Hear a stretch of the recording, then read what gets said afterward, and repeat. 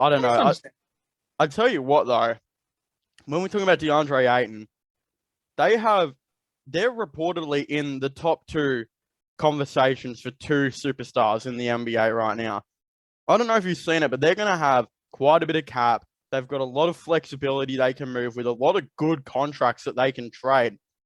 There are two players out there that they have been extremely linked to, and that's been none other than DeAndre Ayton, first of all, right? Nice new background. None other than DeAndre Ayton, but the other one being Zach Lavine. I don't know if you've heard those rumors, but they have really come out of absolutely nowhere. Like, I think maybe it was because the NBA needed someone in free agency to actually have some interest in another team because all the superstars look like they're coming back. But Zach Lavine and DeJounte Murray have apparently been good mates for quite a while. They both knew each other in Seattle. And when he lost with the Chicago Bulls and their talks came out that San Antonio would be interested, DeJounte Murray actually tweeted out eye emojis over the article. So, which makes me think, do you think the Spurs are quietly in the background trying to bring in DeAndre Ayton and Zach Lavine to build some type of super team? Or is it just NBA journalists trying to spice something up? I think they're trying to spice something up. I think if for that to happen, that would be an ultimate San Antonio power move that no one's seen coming. Like, because honestly, I don't see Zach leaving. I really don't. I don't see him leaving Chicago.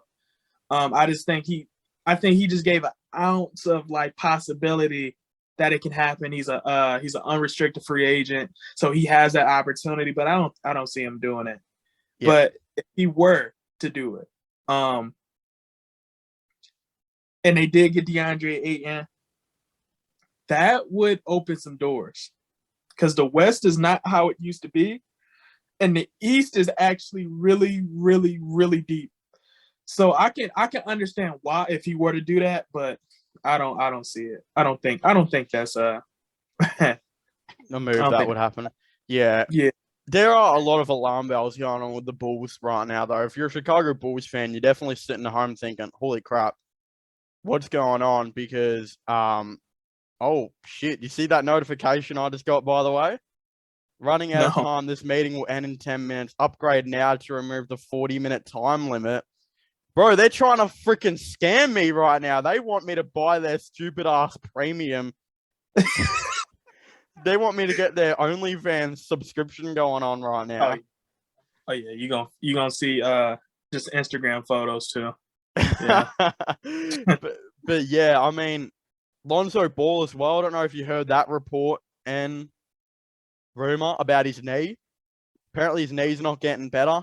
They're having a lot of issues with it right now. I mean, it's a weird thing for Chicago. Like, because you were supposed to build this much better defensive team under Billy Donovan. He was supposed to finally get you to the playoffs. You got there, but at what cost? You had no players left. Your team had no depth whatsoever. And now you've got all these Zach Lavine rumors to San Antonio, and you've got Lonzo Ball having basically a disabled knee. Like, it's a tough situation, and they still need to trade Kobe White. I don't know what they're going to do. I think they'll get Lavine back. They'll pray for the best with Lonzo.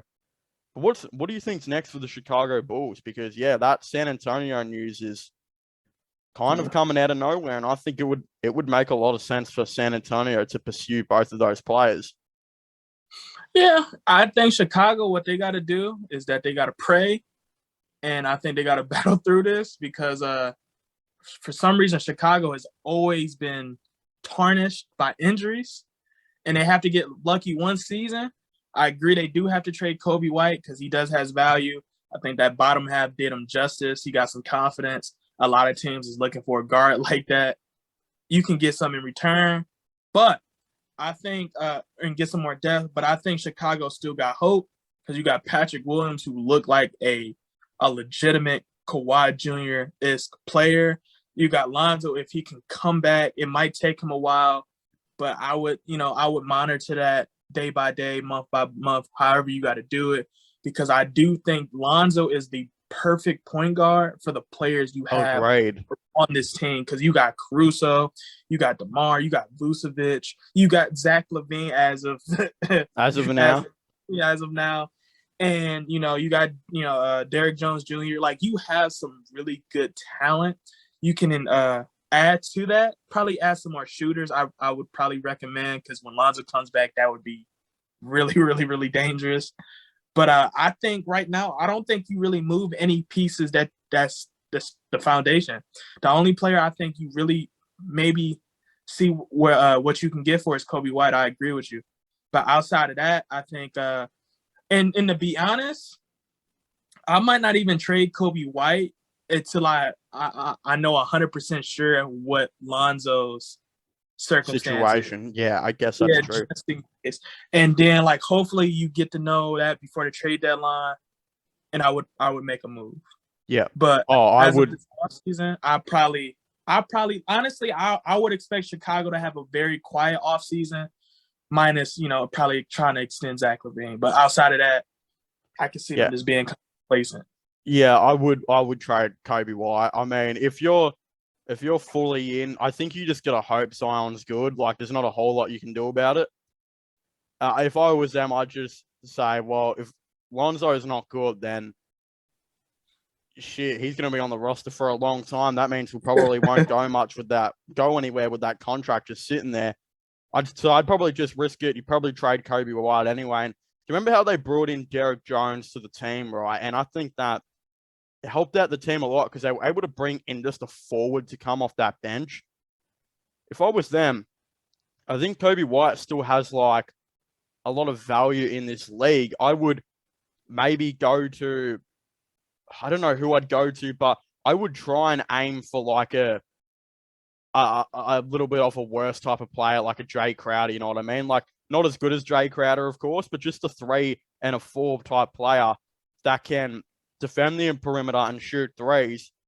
And I would try and trade, I think, Kobe White for that guy and just see what I can get out of him. But as far as the Bulls go, yeah, they've got some moves to make. There's going to be a lot of rumors and news about what their next move is going to be.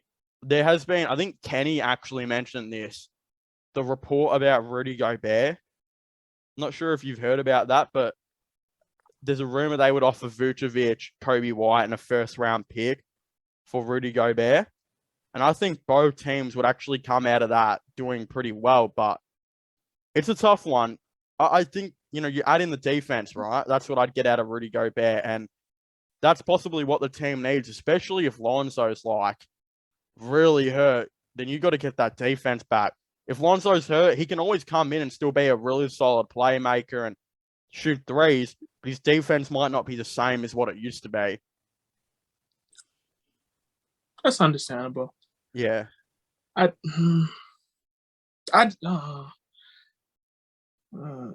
just, it's unfortunate because Rudy Gobert is a good player. It's just if Rudy Gobert could just shoot just a little bit. Just a mid-range floater, like what Deandre Ayton does. I'd be sold on that because I like how Rudy can really space the floor. I think that did him justice too, because it'd be a lot of games if you see like he's in the corner, they got whoever they power for. That most of the time it'd be like DeMar. He's in a corner, and then whoever the guard is running up middle, and then they literally can just attack. Like they literally can take turns, and DeMar can run But I don't know. I think with Rudy Gobert defensively, yeah, they would be better defensively. Offensively, I don't know, because it's not like DeMar is the best of 3-point shooters. Yeah, I get that. Or Patrick Williams is the good 3-point shooter yet, or Lonzo is the best of 3-point shooters if he gets healthy. The best would be Zach Lavine. Yeah. So it gets weird, but yeah, I think defensively they would probably be like solid. Top 10. Yeah, they'd be like top 10 in the league for sure. Lonzo, I think Rudy Gobert would be a better fit for Lonzo than Nikola Vucevic would be, to be honest. Really? Yeah, because no matter what people can trash on Rudy Gobert. Like I saw people saying the other day that he was not much of a lob threat. Come on now. I know he's not very good offensively, but my man can still catch a lob. And he would do it much better than Vucevic, like 20 times better than Vucevic.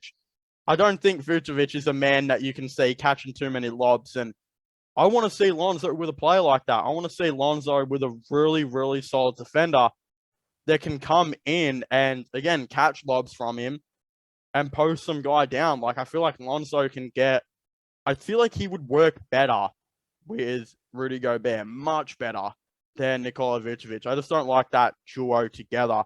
But I guess we got to see, man. It's a big question mark with Lonzo's knee. What type of player is Lonzo Ball going to be in the NBA? How messed up is that knee actually going to be? Yeah. So there's a lot of questions. But you're right, though. They could, low-key, have a very quiet off-season. I think they'll be interested in Gobert, but I mean, we'll just have to wait and see, I reckon. Through the wastelands, through the